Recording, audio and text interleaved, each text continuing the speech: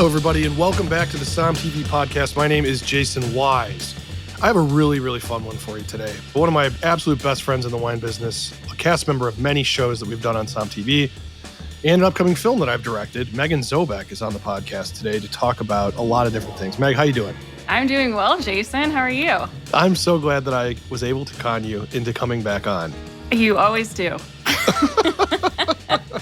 So on today's podcast, we're going to talk about your wines, M. Zoback wine, which we did speak about on a prior podcast about Beaujolais. Yep. And we're also going to talk about what it's like to actually live, work, date, do things in Napa that most people have to do. When you think of Napa, most people are travelers in and out. They're not living their lives up there. So we're going to have a very funny conversation about what it's like to do those things in Napa. Before you and I talk about all of those things, though, I do want to tell people to go to sommtv.com. I want to tell you that we have over 500 hours of the best educational and entertainment content you can find. We have new episodes of things like Chef's Notebook streaming right now, and a lot more coming, including some new Behind the Glass in Oregon and lots of stuff. And you can also catch Megan in Sparklers and several other shows on Somm TV, right, Meg? Well, that's correct. Let's get into your life right now. First of all, I want to say I was blinded on your wine, your M. Zoback wines, and I was completely wrong on what it was. I thought someone was blind tasting me on Raj Par's Domaine de la Côte from Somm 3. Nice. And I'm curious, like, what you'd think that I called that. Is that a compliment, or is that not what you're going for? I was blown away by your wine. It was so good. Thank you. I mean, I'm stoked. Obviously, it means more to me that my friends and peers in the wine industry like my wine. Outside of that, I'm like, okay, I can, if somebody else doesn't like it, whatever. But, there are several people that are important to me that I'm like, oh man, if they don't like my wine, it's going to be really weird. So I was stoked that you love the wine. And comparing it to Domaine de la Côte from Raj is a huge compliment for sure. I would say your friends and peers, though, don't have a lot of money, nor do they spend a lot of money on wine. They just seem to get wine. So you want others to like it too. Just some advice. True. So let's talk about just a few seconds of, let's plug your wine. Let's make sure people know that it's out there. It's a Gamay, 100% Gamay. Yep. You're sourcing the fruit from up. The Sierra foothills is where the Gamay came from that you tried. How's it going? It's great. So that Gamay is actually sold out, which is awesome. And I've had people seem to really enjoy it, which is always fun for me. Honestly, I have really fun customers, which has been pretty awesome. I've gotten to talk to several people, which is really fun. So connecting to people across the US. And then I'm getting ready on next Friday to bottle my Cabernet. So my second release is going to be a Cool Climate Cab from the Massa Vineyard in Carmel. I work with Ian Brand out there. He actually saved me in 2021 because I wasn't getting my Gamay because there were fires in the Sierra foothills. So it's own-rooted, 70-year-old vines, organically farmed, pretty cool stuff. And I'm excited to be working with it. So I'll be releasing that very soon. That's great. Anybody listening, when these wines come back up, get a bottle because they're going to disappear again. How much are you making, though? Is this a product of you're only making 6 bottles, or it's really good? What's the reasoning that this is so hard to get a hold of? I made 3 shot airline size bottles. That's it. Ultra small production. No, so I have a small amount of that only because it was last minute that I wasn't going to get my fruit in 21. So I was I was getting ready to truck some fruit in from Oregon, but everyone had low yields in 21. So no one had extra fruit. So Ian came through for me and broke me off some of his fruit from one of his blocks that he normally takes from. So Ian's a homie. And then, then 22, I again didn't get this same Gamay because then they had frost. So it was just 2 brutal years from Mother Nature. So in 21, I actually got some Syrah from a vineyard called Griffin's Lair. Pax also makes some wine from there. And then I got the Massa Cab again. This year, because I was I have learned my lesson. I need more than one Gamay vineyard. I got all the Gamay. So I'm pulling from a vineyard called Escole, which is Scott Caraccioli, so the Caraccioli family. Yeah. They grafted over some Gamay. So I'm working with him. He is awesome. I love working with him. All the growers I'm working with are so rad. It's so fun. So I also got my Bar Sodi Gamay again from the Sierra Foothills. And then I started working with the Alder Springs Vineyard. They have some new Gamay that they planted. So I snatched that up and then I got my cab again. So I have, for 2023 vintage, I grew quite a bit, but it won't be out for another couple of years. So it's a ways off. It's always a great way to make money, join the wine business. Yeah, exactly. So you got to keep your day job. Offline, we were talking about living in Napa and just life up there. And what were we talking about, Meg? Well, we got sidetracked because it's like, no one wants to hear about the same dumb complaints of the wine industry. That's so boring. But the, like, hey, wine industry, people are saying there's challenges right now selling wine. I think that's boring to talk about. Uh-huh. It's stressful. The real hard part of the wine industry and living in the wine industry is dating in the wine industry is way more challenging. And I know that all of my friends, men and women, would probably say the same thing. Dating in the wine industry and living in a wine region, it's like high school. It's pretty brutal. Everyone has dated each other. Everyone's in the wine industry. Like, it's pretty challenging. Is this because like Napa, Sonoma, these places are small worlds, or is it because they're just literally the wine world is small? I think both. Yeah. Like Napa and Sonoma are small, but everyone is wine or wine adjacent. It's like when you go to a dinner party at one of your friends' houses or whatever, and you meet someone that's not in the wine industry, you're like, oh my God, what's that like? It could be the most mundane, and now I can't name it because it's going to insult someone, but it could be the most mundane job, like they work in finance or something. Like it's like they're and you're just like, holy cow, tell me more. What is this thing you call finance? You're like, what do you do like, when FICA you don't scores, do wine things? This is hot. Yeah, exactly. And you're just like, oh my God, you file papers? Wow, That sounds cool. And probably the opposite happens when you start talking and you're talking about blocks of Beaujolais or Gamay you're getting to them, and they're like, uh-huh. Yeah. You're like, snoozer. Wow, I wonder why you're single. Yeah. I'm just Rude. kidding. I'm just kidding. I am just kidding. Yeah, it is. It's funny. I mean, I think the same, like anyone who's single in the wine industry has the same complaint every time we hang out. It's like, how are wine sales going? It's like, better than dating in the wine industry. Well, also too, I mean, for people who work in the wine industry or whatever, you're working a lot. It's not like you have a ton of free time. It's not like you're going to like parties and, you're stopping up for happy hour and getting a drink. Right. I mean, you're working your ass off. So you don't have a lot of time to like mingle with others. So it's kind of like, I think for working professionals, it's like if you didn't meet somebody in college, yes. Which, I mean, my story is pretty boring. I met my wife. I was in film school. We were kids, basically.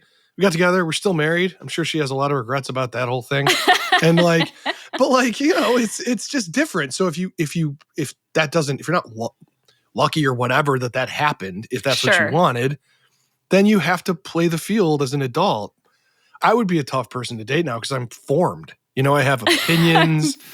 Well, I mean, I was like modelable. You're a piece of Play-Doh. Yeah, but like, especially with guys. I mean, guys are morons. But like, you're not going to suffer bullshit when you're a professional in their 30s, 40s, whatever. Right. So maybe that's why it's hard. Or is it just that the wine industry just sucks and it's hard? Well, yeah, no, I think you're right. I think, as an adult meeting someone in general, that's probably why the apps and stuff are popular. I've never gone on them before, but I think that's probably how people meet other people. You don't have to be lonely on Farmers. Exactly. Oh, you don't use Farmers Only? You don't do that? Oh my God. No? I haven't ventured. Apps scare me. I haven't ventured on any of them. But yeah, I mean, I think you're right about like working so many hours. It's like, who do you meet? I want to say. I can't. So much I want to say. Oh boy.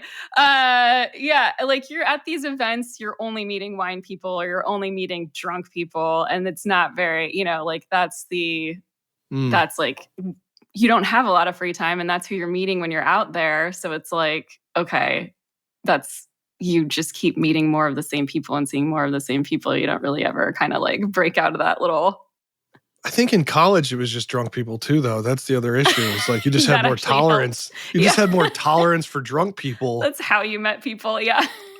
I mean, you're like, you're drunk, so am I. Weird. Your roommate's out of town? Let's get married. That's pretty much how I think it happened. I mean, I don't exactly. know. Like, this seems like a match made in heaven. Well, the other thing too is like, what do you do then? All right, so, and I don't mean you I mean the royal you. You know, people who are in the wine industry. Right. What do? You don't want to use dating apps, fine. Right. But I mean, you know, you're not gonna, if you're going to like Premier Napa Valley every year, you know, what are your chances of meeting, you know, Mr. Right or whatever you're looking for at an event like that? Probably. Good God. 1%? I have no idea. Yeah. I mean, I definitely, when I go to events, I'm definitely not like trying to date anybody. That sounded really bad, but you know what I mean? Like, I'm there for work. I'm working. I'm talking about history and winemaking, and I'm doing the, I don't know, it's never on the forefront of my mind. But what I think is hilarious though is, and my girlfriends will tell you this too, and even guys, anytime if you're single, anytime you post a picture next to someone, everyone automatically assumes you're dating. I've had so many people where I'm in several pictures with just one person. It doesn't matter if it's a guy or a girl. And they'll be like, wow, you look so happy. When did you guys, start? And I'm like, excuse me? Like, just because, wait a minute. Just because I'm in a picture with someone doesn't mean we're dating. Like, I've had so many people say, you look so happy. I'm so happy for you. And I'm like, that I'm standing next to someone in a picture? I don't understand what you're talking about. Here's the other thing. People who are married or dating, I think they want everyone else to be like them. So there's this like inherent, it's the same way with people who have kids. Look at people and they're like, well, why don't you have kids? Like, 'cause you should have the same pain or whatever I have. Right. And so like, I think it's just a natural human thing to be like, I want to herd everybody into what's going on in my life kind of thing. And I think that's both selfish, but also like normal. So I think it's probably not single people that are saying that to you. You know, it's probably people who are like in a relationship who are like, you're like me bag. Now. Oh, really? Yeah, exactly. Okay. It's a mixed bag. I think it's like, well, should I put together a mixer? We'll get up there. We'll do a mixer in like blind the church tasting, basement. Blind dating. Meg, listen. The Som TV Love is Blind like spinoff, but it's all about blind wine tasting and finding your soulmate through wine, is both the worst idea I've ever heard and the best idea I've ever heard. The best idea. Everybody loves a little bit of trash TV, sprinkled in every once in a while. You got to have some stuff that you don't have to think too hard about, Yeah, I don't want to name names, but my wife only watches that stuff. Who also makes the films that Okay, let's talk about wine. And is there a wine somebody could be drinking where you're like, sorry, can't date you? Meaning like first impression, they're drinking something. You're like, I'm out. Like, I'm out. Man. Wow. We're going to fire some shots out here, are we? Well, I mean, like for instance, they're like, a I wine only cooler, drink. maybe. I don't know. That person might be interesting. That's like your finance guy. Like, that what do you know about a malted beverage? Like, you don't know much about that. Oh, yeah. Good question. If they're just like, wow, this is, gosh, I don't know. What if they're like, I only drink, 100-point cabs and that kind of stuff. You're like, I'm out. Now you're trying to stir the pot. I am. I'm baiting you. That is bait. Baiting me hard. That's bait. I mean, I guess it depends on the 100-point cab, wouldn't it? Yeah. There's so much that would get me in trouble. I'm trying so hard not to. No, I can see it's on the tip of your tongue, and I'm just waiting for it. Where to go? Well, because I mean, talking about dating, alcohol, wine, and then trying not to name names or brands. Brutal. All right, just at risk of being a creep here. I mean, you have to have guys approaching you. I mean, you are a very successful, very smart woman. Why, thank you. I would imagine this is not like, and the same goes for all of like the people I can think of that I believe you're hinting at, that I know and are mutual friends of ours. I would assume it's probably just a lack of options, not a lack of opportunities. Does that make sense? Yes. I think, yeah. And maybe the lack of opportunities is like the chance to meet people at events that aren't like drinking work events, like maybe that's where the lack of opportunity is. But yes. And I think there's also like, I mean, and wine people in general, I think can relate to this, but there's also like, there's a love of life that goes along with being in the wine industry, right? You would think it's a hedonistic product. And so you have to find someone that can like go on adventures with you and is excited to, it's challenging to date someone. You don't have to know about wine, but if someone were like, ugh, yeah, no, I don't drink wine, it would probably be pretty hard, because it's like your whole life revolves around wine. You lose that person if you're in production, you lose that person during harvest wine. So if you were like, ugh, I hate wine. But I don't know, maybe that could also make it really work. It's kind of like the biggest advice they give actors is don't date an actor. Yeah, I believe that. Because the problem is it's going to be so passionate and hot, and then it's going to become the opposite. Right. Like really quick. Burn and too so hot. Yeah. Yeah, because you have to be into what you're doing. So I'm wondering if like you could probably be with someone who's like, I just don't like wine. I don't get it, but I drink beer. Yeah. You could probably be with somebody that's like that as long as they like love you back and care and understand how hard, right? I think if they were like, or are you just like the Jerry Seinfeld of girls where like there's got to be something wrong? No, definitely. No, I think I probably need to be more picky. This is the weirdest podcast. This is the weirdest podcast I've ever done. I'm like, is Jason Wise giving me dating advice right now? Yeah. The guy who has not dated for 20 years and also probably was awful at it when he did. Yeah, that's the guy. Yeah, I mean, for me, I need to like, actually, I just hired an assistant winemaker, so I'm actually going to leave work. That's actually part of the problem. But having an adventure buddy, like I'm getting ready to go to Beaujolais and Champagne with one of my awesome girlfriends who also just like, she's like a yes person, when I'm like, hey, do you want to randomly go to Beaujolais and Champagne? I was going to go by myself and meet with a bunch of producers, but you want to come with me? She was like, I don't know. And then a week later, she's like, I just got my vacation. Let's go. And I'm like, okay, awesome. Dude, that's going to rock. Is she in the wine business or no? She is. Her name is Sally Kim. She's amazing. Okay. So she's a wine buyer and now she works for a distribution company, but it's going to be so fun, and then I'm going to a soccer game in London. Like I feel like wine industry people, well, sure, you need a balance, but you also need people that are like open to spontaneity and, have a joy for life and want to try new things. And you don't have to be into wine. Like I have one girlfriend who's incredible, actually, Brenna Quigley. So her husband. Adore Brenna. Yeah. So she's one of my great friends. So when she first started dating her husband, we should say Brenna's a geologist. She is like one of the leading minds in soil, rocks, dirt that I know of in the English language. She's brilliant. We've had her evaluate a couple of our soils. So anyway, she's a good friend. She actually just moved back to California. But when she first started dating her now husband, he didn't know anything about wine, and that didn't matter because he was, there you go.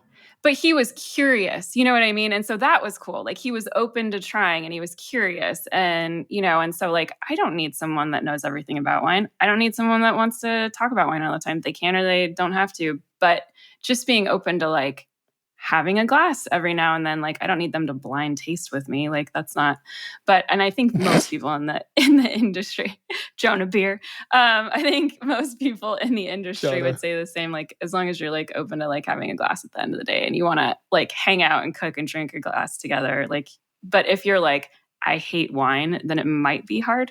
That would be like you're a teacher and they hate kids. It's like you can't, you can't, that of course would be tough. You don't want someone that's the opposite of your like ethos in life, but I think you don't really find a lot of people who are just like, I detest wine. I detest everything about it. You don't find a lot of people like that. No, I don't. No, I don't, which is, that's part of the fun of being in the industry too, right? Is you get to share something that most people are like excited to have. They're like, oh, cool. Like, that's awesome. Well, I think when it comes to wine, to me, it's a natural magnet. It brings people together. But you sort of like, it's not like you can cast it out in the middle of a field and it brings people together, Right. It's more of like, it brings the people in the room that are already there together. So you gotta be in more rooms, I suppose. But I just laugh about the idea of like Napa being this thing where everyone's dated each other already. Oh which my is gosh. a hilarious image and probably scarily pretty true. You know what's funny? It's literally, I mean, there are times where it's like, so I haven't dated in Napa in a little while. Why is that? Just yeah, and I'm trying to bait you, like, name names. I'm like, I think I'm going to date someone out of state, but so you're like, he's a 3-star Michelin chef. No, okay. Oh. So my girlfriends and I used to, like, when we would get ready, we're like, ooh, I have a first date. We'd send out a text and be like, okay, so has anybody already dated this person? Because it's a legit thing where you're like, oh, cool. Yeah, we went out for and it's, I mean, whatever. You can date people that other people have dated already, but it gets a little awkward at dinner parties when everyone's already dated each other and you're like, wow. It's like looking around like, okay, cool. Brutal. I don't even know. This is like a commune. You guys like all live on a commune or something. I don't know what I'm picturing. I've only dated here. Twice in Napa. I'm like kind of a long-term relationship person, for better or worse. But I won't name names. I know a great person that you and I both know. And they have said, this was years ago, they were like, I will never date in Napa. Yeah, I know. I feel bad placing this stigma on Napa, but if you're in the wine industry, it's a little like, it's very, it's a I bet it's worse in like Beaujolais. Like if you lived in Beaujolais, you're like, I mean, should I go back to Jean-Pierre or Jean-Claude? And those are like your options. And then it's like, how old's Jean-Claude's son? Like but I'm serious. You and I have both been to these places. Like if you lived in Fleury, it'd be worse than Napa. I would imagine. Totally. So the place that I worked in Italy that I love, it's a village of 300 people. So they offered to hire me full time. And I was like, I love this place. I want to, they were like, hey, we need someone at the winery with us. And it would just be me and the winemaker. And I was like, oh my God, this is like my dream, but it's 300 people. And I have met most of them, and most of them live with their moms, even though they are not that age anymore. And I'm like, first time in Italy? Yeah, I was like, this 300 person village, I was like, of the people that would be eligible to date, I certainly wouldn't date any of them. And I don't want to be, I like being independent and saying like, I'm perfectly happy, but, eventually maybe I'd want someone and it's not someone in that village. So I cannot move here unless I'm bringing someone with me. Yeah. So Napa's not that different though. It's not that unlike it. It just doesn't have the history, It doesn't. You're right. Yeah. At least it's not 300 people though. I mean, that's pretty brutal. It feels like 300 people. This is so great. I can't wait for this social mixer I'm going to plan. I can't wait for the Jason Wise. My book on dating is coming out. It's going to be published. I can't wait for that advice. Yeah, it's really step one. I haven't found a publisher yet, but strange. Weird. I would think this would be in demand. I can't wait for your dating app to come out. What's the alternative to Farmers Only? No farmers allowed. That's what it's called. No farmers allowed. Well, this has been illuminating. Yes. I would like all people listening to this to stay out of Megan Zobac's DMs, please. Oh my God. Oh God! But you can go to my website and buy my wine. Slide into my DMs and I'll filter you out. And if if I think you're worth it, I will send you off to Meg. There's a committee. Jonas already volunteered to be on the committee. This episode brought to you by M. Zoback Wines. Oh my God. I don't even know how to end this podcast. How do we wrap this up? So the advice is, if you're moving to Napa, go there bring somebody. Bring somebody. Bring someone for the rest of us, even if it's not for you. Well, to those of you who made it to the end of this podcast, my mom and others, I want to thank you. High five, Meg, Mom. I love you. You're the best. Love you too. I mean it. It's so great, and I don't know what to say in the dating stuff because I'm clearly out of my league here, but I do want everybody to go. Why don't you plug, what's your website so people can go get the wine? Or at least pre-order it or get ready for when you're about to. Yeah, the next release. Yeah. It's mzobeckwines, ZOBECK.com. So awesome. mzobeckwines.com. Yep. Fantastic. And then when you're done with that, go to SomTV.com and watch Sparklers, where Meg, no spoilers, but probably pulls like the greatest comeback since, not a big Red Sox fan, but maybe since like the Red Sox against the Yankees or something when they won the World Series. But, just like one of the most amazing performances I have seen in a very long time. Thank you. In a competitive cooking show. You are an animal. And, thank you. I'm impressed. All right. We will talk soon, Meg. Drink something good for me. Okay, sounds good. Thanks, All Jason. right, bye, everyone. Bye.